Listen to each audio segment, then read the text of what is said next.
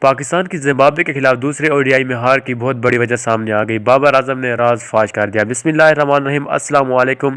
ایک اور ویڈیو کے ساتھ آپ کی خدمت میں حاضر ہیں۔ آپ دیکھ رہے ہیں YouTube channel Salman sports T V. آج کی اس ویڈیو میں ہم آپ کو مکمل تفصیل دیں گے کہ بابر اعظم نے دوسرے اوڈی میں ہار کی وجہ کس کو ٹھہرا دیا۔ آپ سن کر حیران رہ جائیں گے، تو ویڈیو کو کہیں بھی سکپ نہیں کرنا بلکہ پورا دیکھنا ہے۔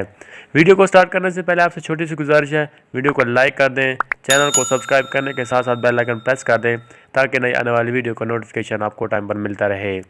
اگر آپ پاکستان کرکٹ ٹیم یا پاکستان کرکٹ ٹیم کے کسی کھلاڑی سے جڑی کوئی بھی خبر بر وقت جاننا چاہتے ہیں تو ہمارے چینل کو ضرور سبسکرائب کیجیے گا، انشاءاللہ یہاں آپ کو ہر خبر بر وقت ملتی رہے گی۔ پاکستان اپنا دوسرا اوڈی میچ زمبابوے کے خلاف ہار گئی۔ اس کے ہار کے پیچھے مکمل حقیقت کیا ہے، مکمل ڈیٹیل سے بتاؤں گا، مگر آپ نے ویڈیو کو کہیں بھی سکپ نہیں کرنا بلکہ پورا دیکھنا ہے۔ اگر آپ بابر اعظم کے فین ہیں تو ویڈیو کو ضرور لائک کریں اور ساتھ میں کمنٹ میں بابر اعظم لکھ لیں۔